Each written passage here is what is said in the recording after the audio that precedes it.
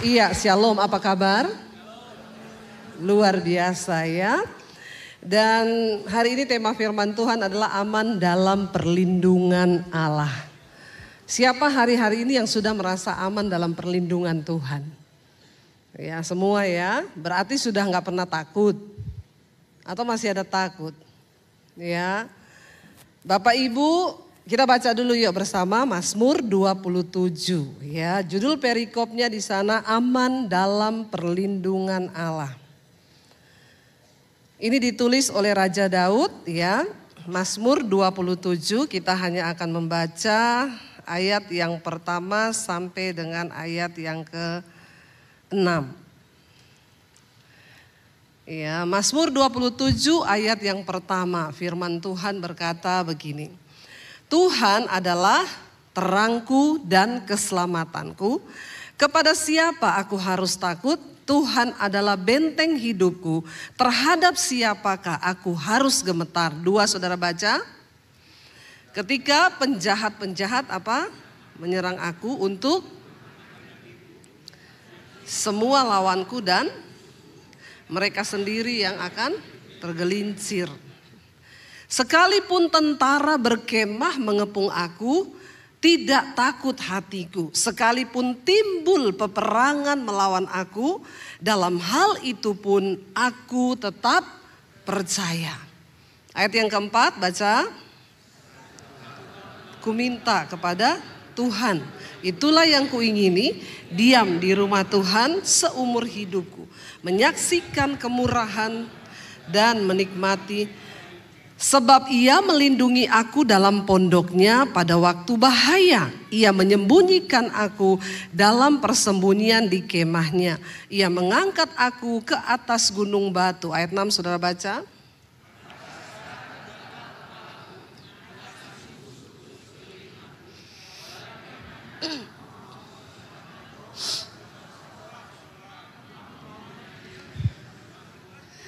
Haleluya. Bapak Ibu, ketika kita membaca ayat ini, waktu saya membaca ayat ini dalam hati saya, Daud ini agak lebay. Ya, lebay enggak Bapak Ibu? Ya, lebay loh. Kalau saudara baca tadi ayat yang pertama, aku tidak takut. Sekalipun tentara berkemah mengepung aku tidak takut. Kadang kita kalau baca Alkitab begitu saja nggak ada arti. Tapi coba saudara membayangkan, tolong dibayangkan dulu. Kira-kira kalau musuhmu mengepung engkau, tentara mengepung saudara, saudara takut atau tidak? Jawab jujur, nggak usah alay pencitraan. Saudara takut nggak? Saya minggu lalu baru pulang dari Israel. Seperti biasa, setiap kita mau berangkat selalu ada perang dulu. Ya, lalu ketika sudah mau deket harinya, wah beritanya semakin heboh. Bom, perang. Ya, sekitar 70 orang kami berangkat. Lalu peserta, saya tanya sama suami, bagaimana ini? Ya, ini kayaknya perangnya semakin genting ini. Saya balik bertanya kepada beberapa peserta. Lah menurut kalian kita berangkat atau tidak? Semua nitip imannya kepada saya. Kalau Ibu Debbie berangkat, kami, jadi berarti saya ini sudah dituntut tidak boleh takut. Ya lu enak aja ngomong begitu. Kalau saya bilang saya tidak berangkat karena saya takut, siapa yang mau balikin uangnya? Kan uang sudah buat beli tiket pesawat. Sudah DP semua di sana di Israel, sudah dibayar semua. Saya tidak ada pilihan. Disitulah saya harus menguatkan iman. Ya, memang ketika akhirnya kami berangkat saudara. Sampai di sana, ya pas lagi di rombongan ini banyak yang umur 80 ke atas. Dalam hati saya bilang sama suami, ini kenapa nggak diseleksi ya kemarin ya? Ini umur-umur begini ini harusnya udah gak usah ikut loh. Tapi mereka itu punya kerinduan karena Bu, siapa tahu ini waktu terakhir toh. Karena Alkitab bilang kan 70 tahun toh. Kalau sudah 80 ini kan berarti tinggal bonus ini Bu. Ya saya juga mau menolak ya bagaimana. Akhirnya kami ketika menginap di Tiberias, saudara, Tiberias itu dulu ditutup terus karena itu dekat sekali dengan perbatasan. Ya, itu hanya berbatasan danau Tiberias itu danau Galilea. Waktu saya mengusulkan untuk kami nginap di sana, itu travelnya bilang, "Ibu, ini yakin mau nginap di situ? Karena ini tutup terus dari dulu, termasuk wilayah yang tidak aman." Ya, tapi sekarang sih sudah dibuka. Tapi saya terserah ibu. Saya bilang ya haruslah, itu kan depan danau Galilea di mana mujizat Yesus itu banyak di situ. Ya oke, kalau ibu ngomong begitu ya kita nginap. Sepanjang perjalanan sudah mau dekat hotel, guide-nya bilang, "Bu, lihat itu yang hitam-hitam di tanah itu terbakar, itu bekas rudal." Saya gini, "Hah? Aduh, rudalnya itu sampai ke daerah sini?" "Iya, makanya ini ditutup terus. Itu bekas-bekas rudal, Bu, itu yang terbakar." Saya cuma, Tuhan tolong ya, jangan sampai ini ya.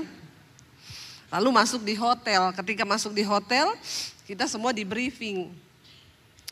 Itu ada tulisan evakuasi bom. Nanti kalau ada sirene berbunyi, berarti itu akan ada serangan.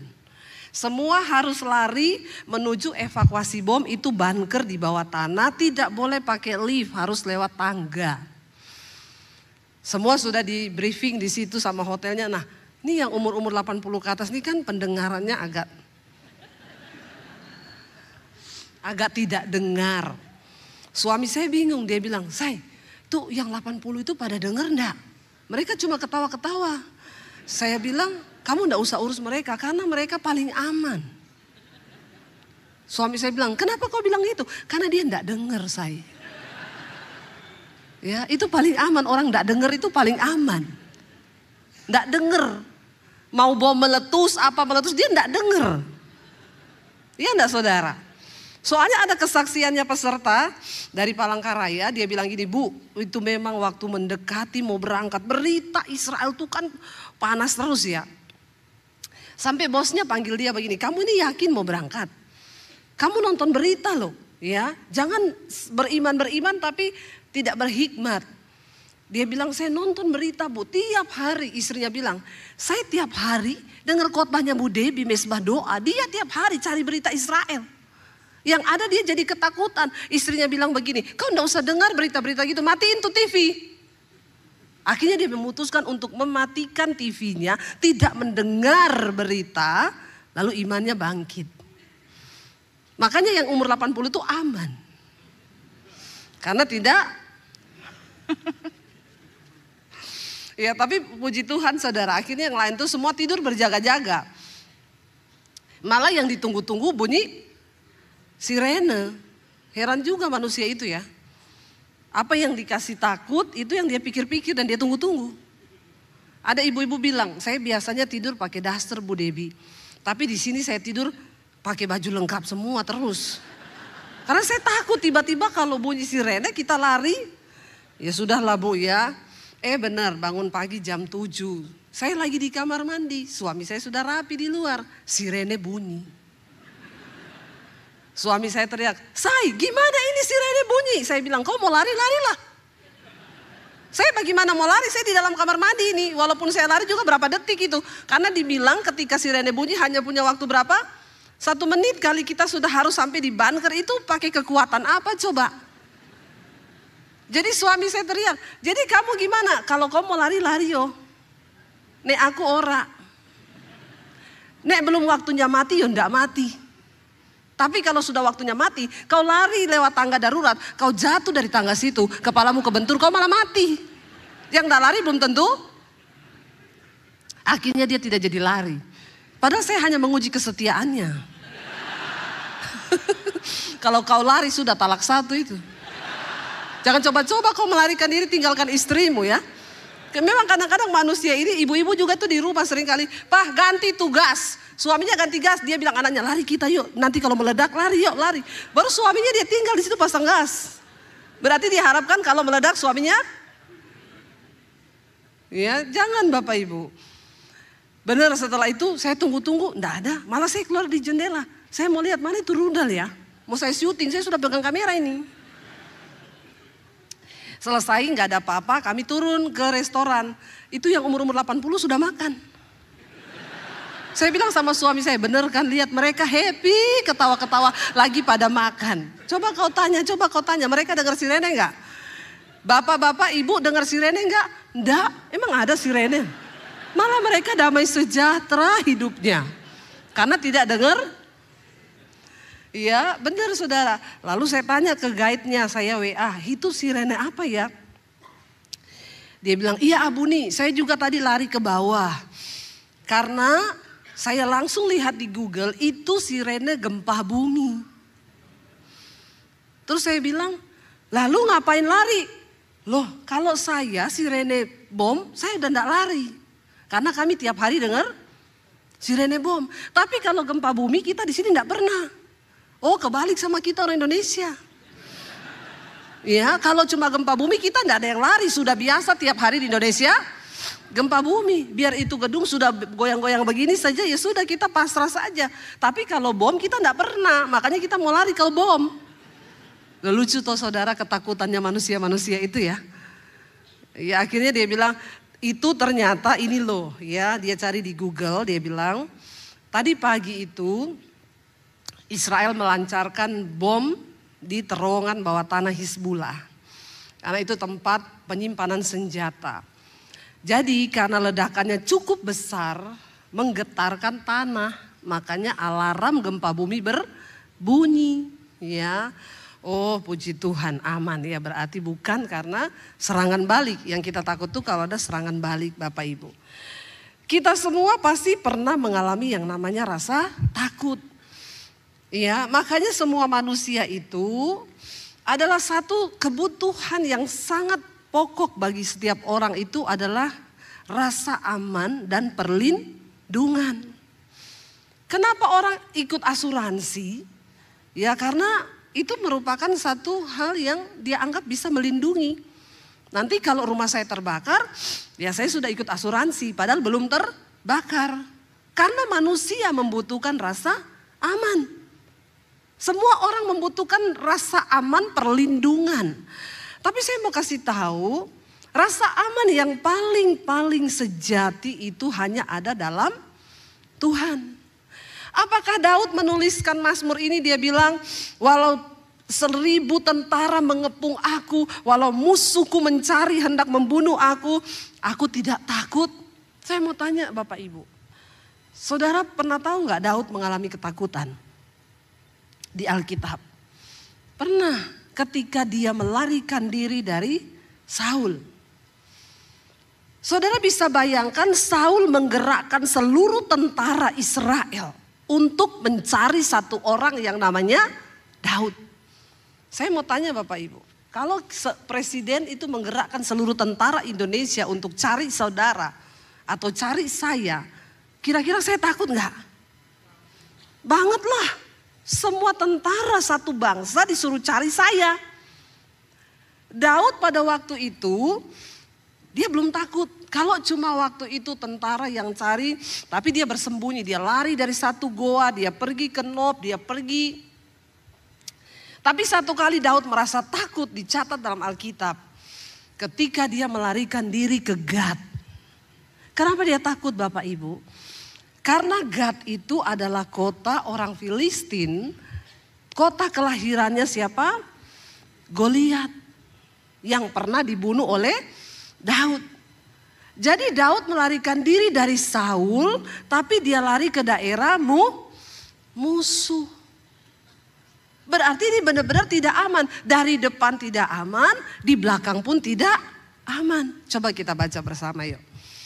Kita lihat 2 Samuel. Pasal yang ke-21 Bapak Ibu. Kalau saya suruh buka Alkitab, tolong dibuka ya. Jadi Kristen yang agak-agak aktif sedikit. Kau itu orang Kristen terlalu enak memang imanmu itu ya. Kau tunggu Alkitab di layar terus. Makanya saya sengaja gak kasih. Bu besok ayatnya di mana supaya multimedia siapin. Gak usah siapin. Ini orang Kristen ini terlalu enak sekali. Ayat dia tunggu. Kalau enggak keluar dia juga enggak baca. Bertobat kau, bertobat. Itu HP-mu itu tolong di-download aplikasi, jangan cuma edit foto, edit video. Tapi download aplikasi karena satu saat firman Tuhan ini akan diangkat. Ya, mumpung masih bisa baca, kau downloadlah itu di HP-mu. Amin.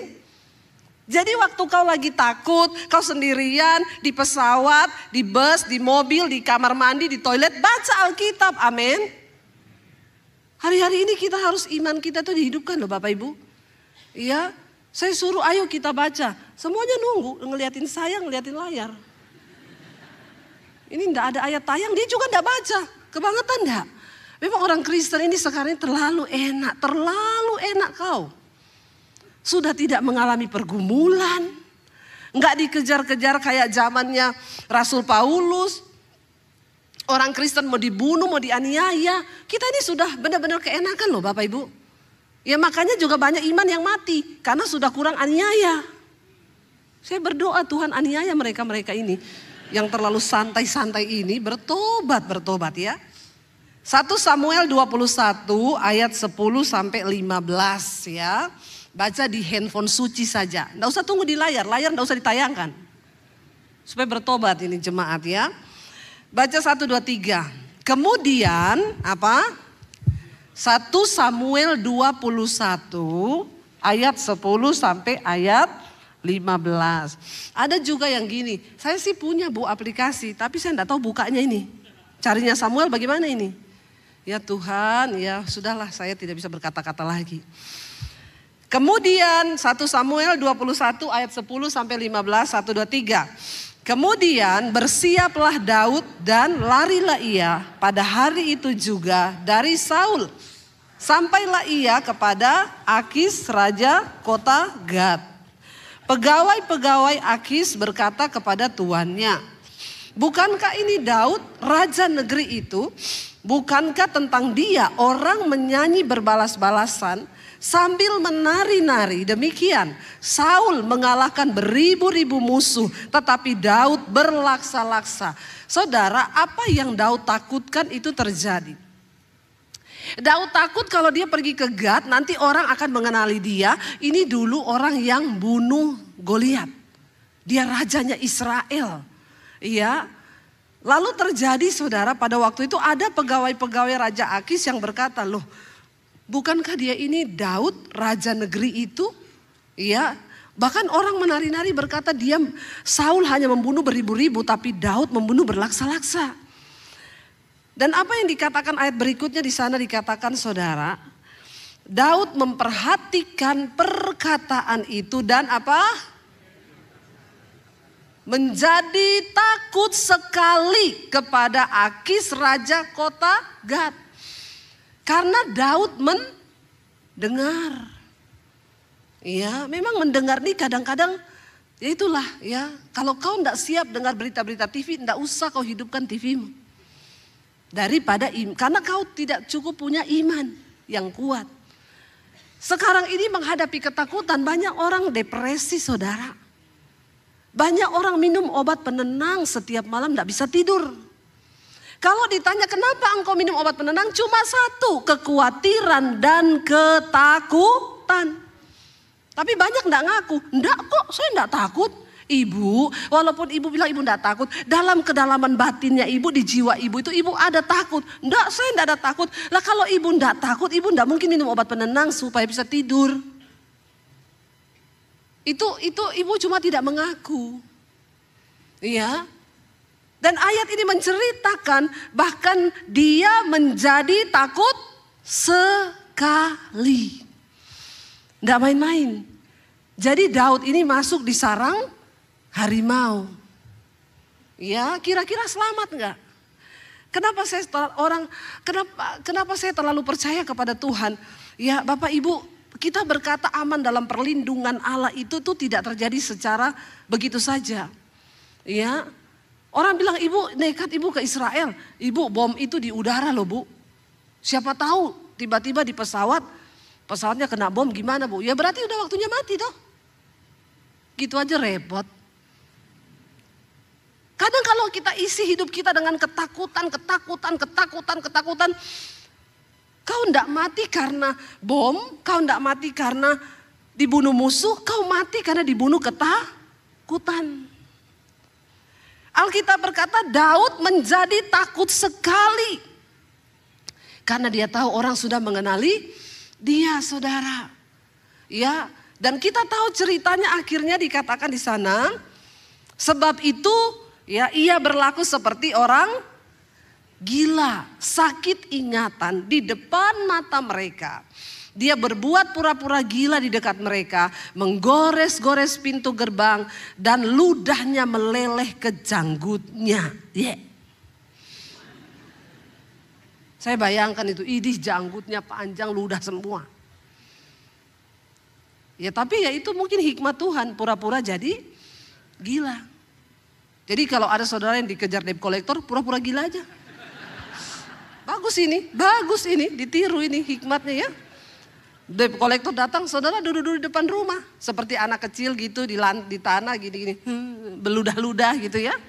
Itu debt collector gak mau lihat saudara, pasti dia langsung pergi. Ini tips jitu menghadapi musuh saudara ya. Dibiarkan ludahnya itu meleleh ke janggutnya. Lalu dibawalah dia ke Raja Akis, saudara. Lalu berkatalah Akis kepada para pegawainya, dia bilang apa? Tidakkah kamu lihat ini tuh orang gila. Mengapa kamu bawa orang gila kepadaku? Apakah aku ini kekurangan orang gila? Rajanya malah jadi marah. Ya, di sekelilingku ini sudah banyak orang gila, termasuk kau-kau ini juga gila.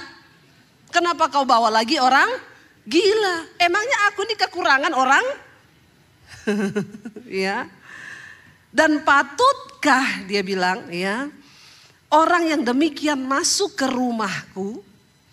Akhirnya Daud dibawa ke luar, lolos dia. Harusnya mati. Dan saudara percaya cara Tuhan itu untuk meloloskan hidup kita tuh banyak, saudara. Satu hal yang saya tangkap, kalau belum waktunya mati tidak mati.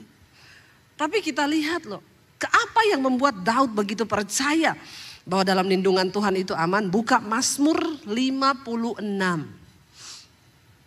Kita banyak baca ayat sekarang ya, karena saya tahu banyak yang jarang baca Alkitab. Ya, Mazmur 56 ya. Mazmur 56. Ini maksudnya angka 7, angka 6 ini menitnya. Saya tinggal 6 menit. Please deh.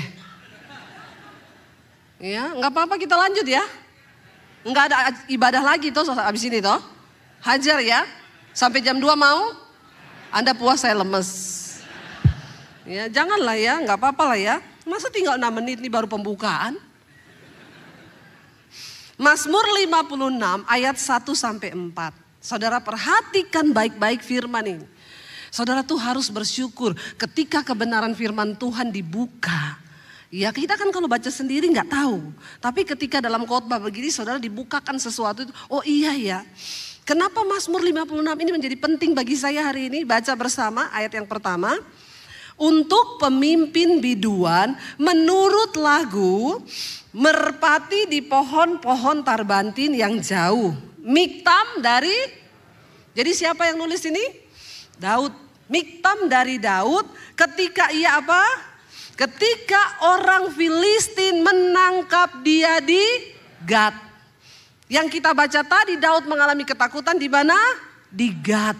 Ya. Jadi ternyata ketika dia mengalami ketakutan yang begitu hebat, ini isi hatinya Daud. Dia tulis menjadi perenungan bagi kita, supaya hari ini kita bisa mengalami iman yang seperti Daud. Ayat yang kedua dikatakan begini. Ternyata ketika dia ditangkap dan menjadi takut sekali itu, dia berdoa begini sama Tuhan. Kasihanilah aku apa? Ya Allah, baca sebab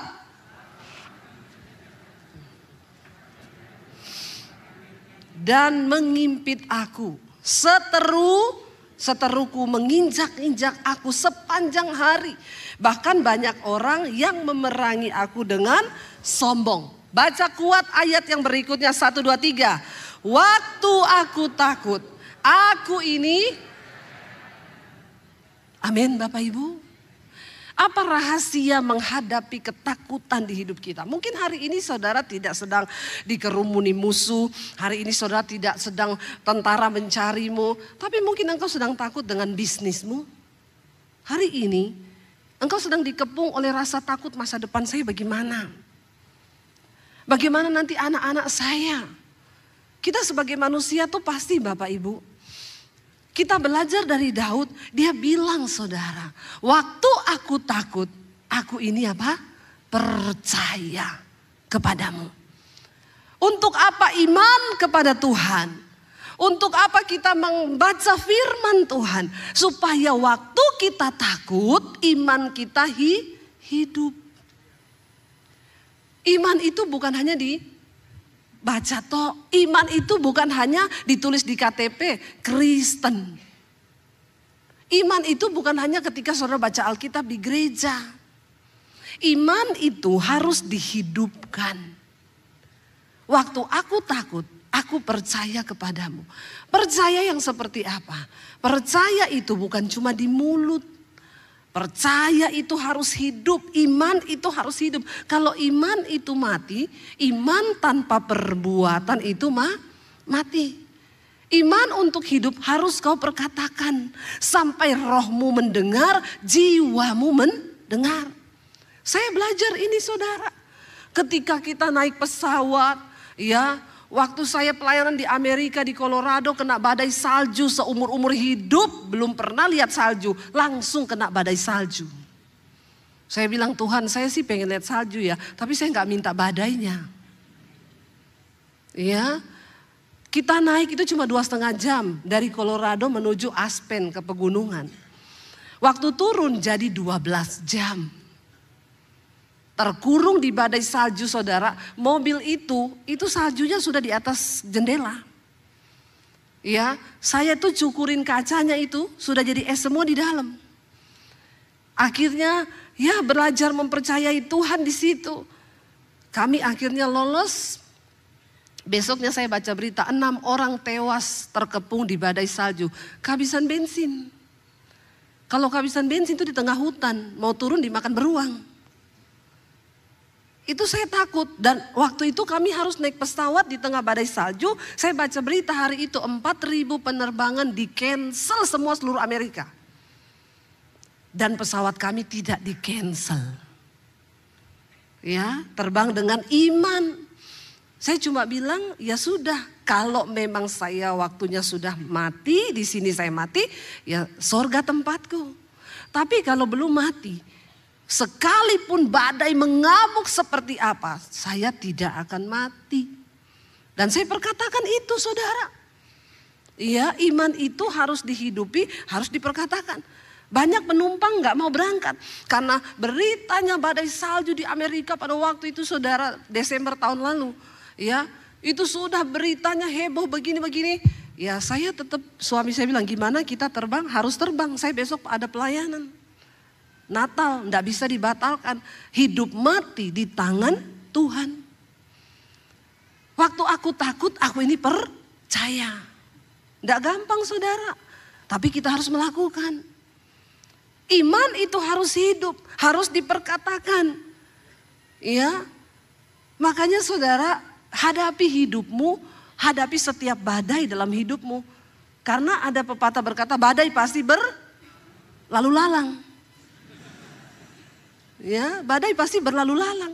Hari ini dia lewat, besok datang lagi badai yang lain toh. Lalu lalang terus dia di hidup kita. Ya, hidup ini harus dijalani. Jangan kau lari. Karena hidup sebuah perjalanan, bukan pelarian. Apalagi lari dari kenyataan. Jalani aja. Saya percaya setiap badai itu punya time limit.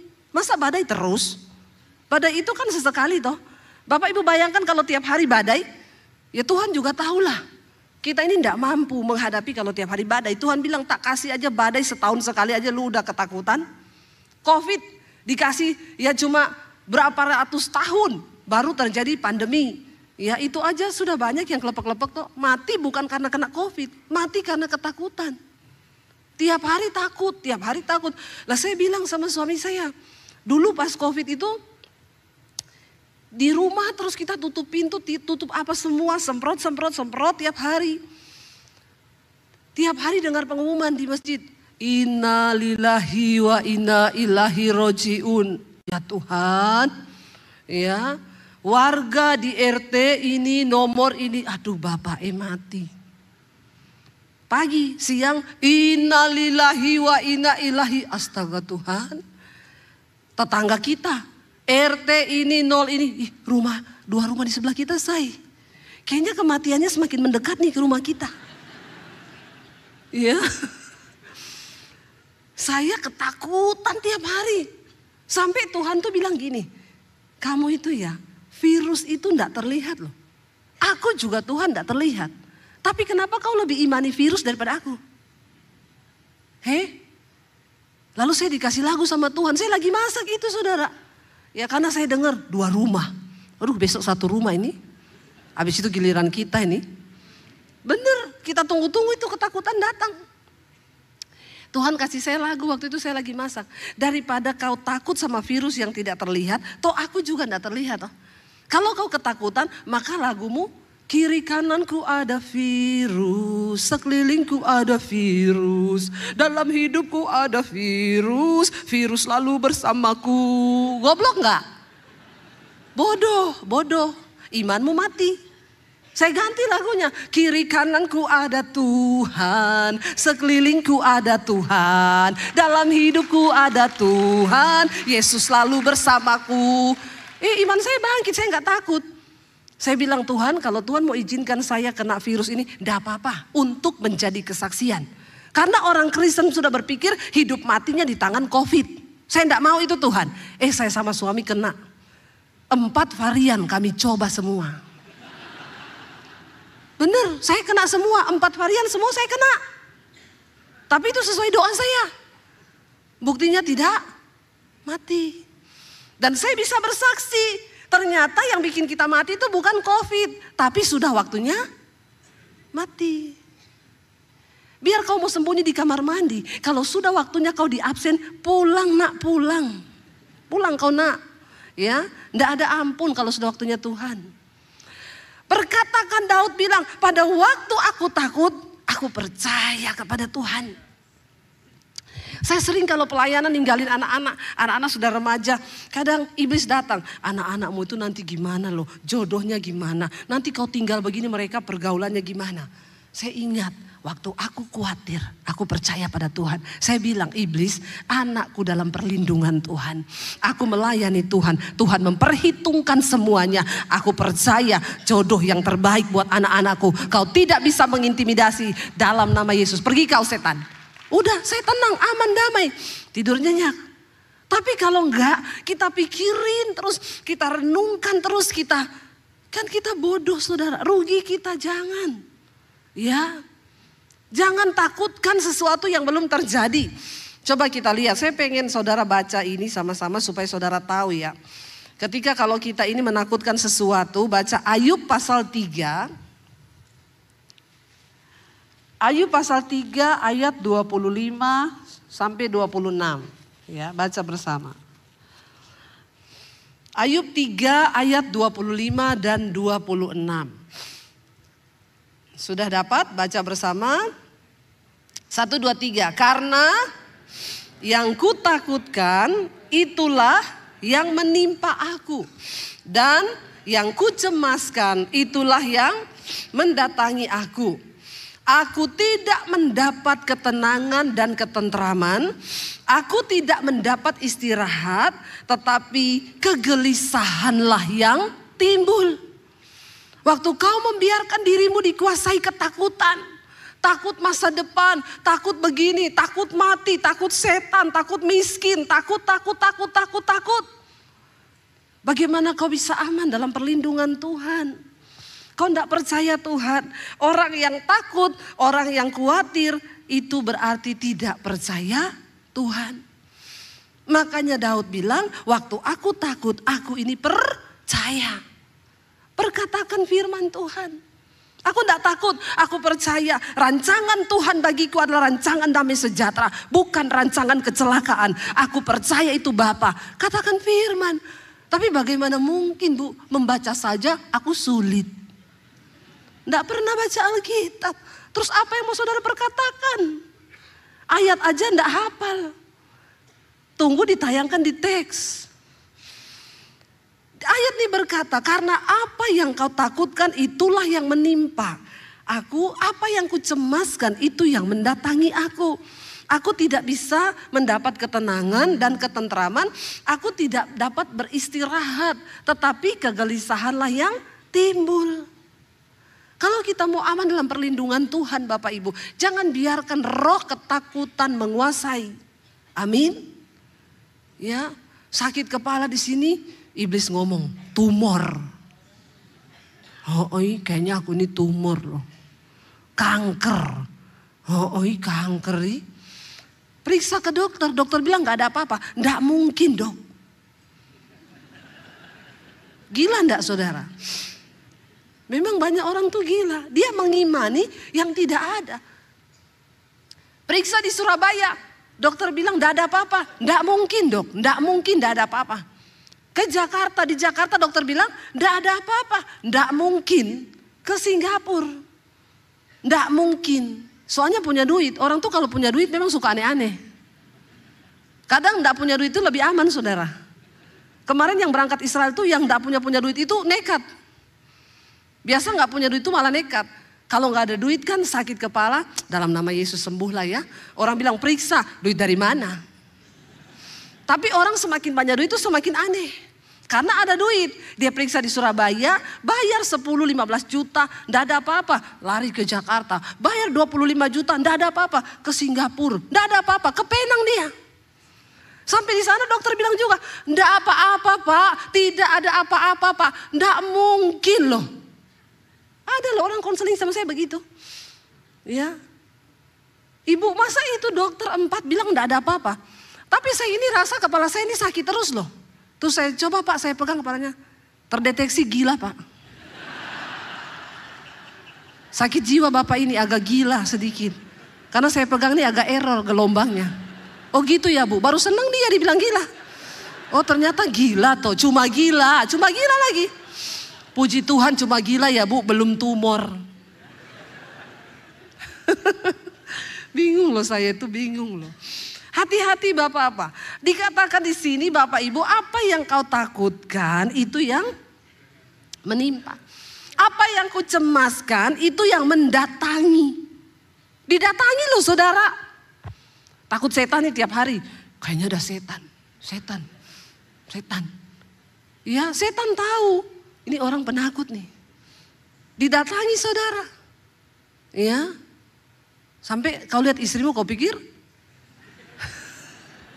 Padahal istrinya. Karena tiap hari dia pikir setan. Lihat istri, setan. Istrinya bilang kau yang setan. Akhirnya setan menyetan di situ.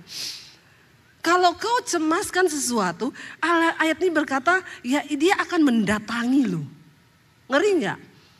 Ya gak sakit dibilang kanker. Karena kau imani ada kanker, ya kanker datang.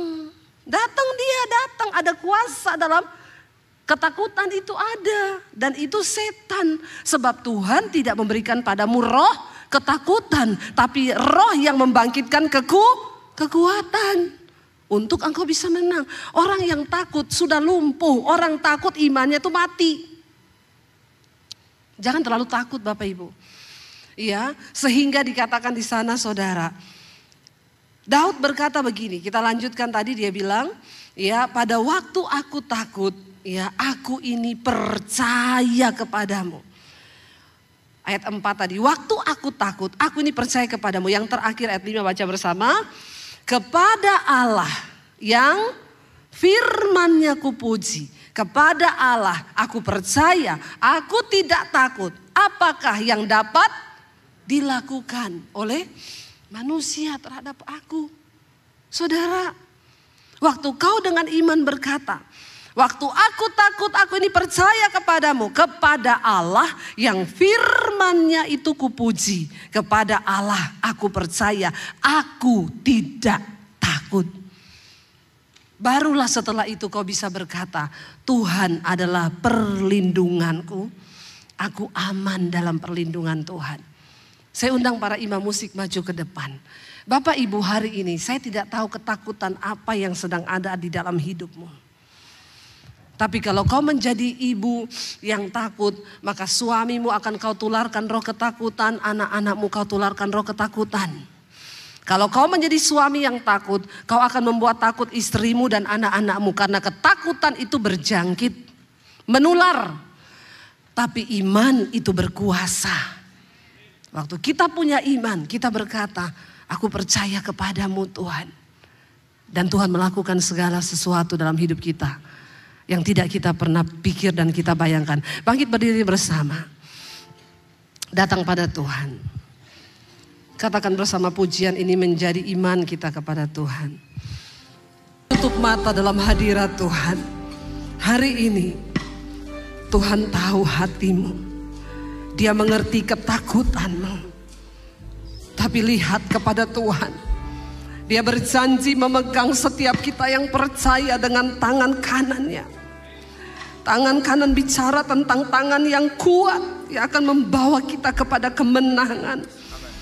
Hari ini kalau ada ketakutan dalam hidupmu Bapak Ibu, katakan, Tuhan, kami mau buang itu. Karena apa yang aku takutkan itu yang akan menimpaku. Dan apa yang aku cemaskan itu yang akan mendatangi aku. Kami mau Tuhan mengimani firman. Kami tidak mau mendengarkan perkataan iblis. Sebab ketakutan itu adalah roh. Dan ketika dia menguasai, dia akan melumpuhkan imanmu Bapak Ibu. Dan terjadi rancangan-rancangan yang bukan dari Tuhan. Waktu kau hidup dalam ketakutan. Hari ini biar kita berkata, aku aman dalam perlindungan Tuhan. Daud, ketika aku takut, dia berkata, aku percaya kepada Tuhan. Hidupkan imanmu hari ini.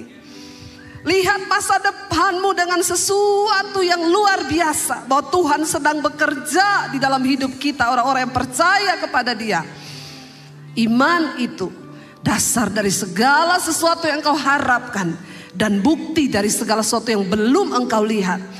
Tapi Tuhan sedang mengerjakan itu untuk hidupmu hari ini.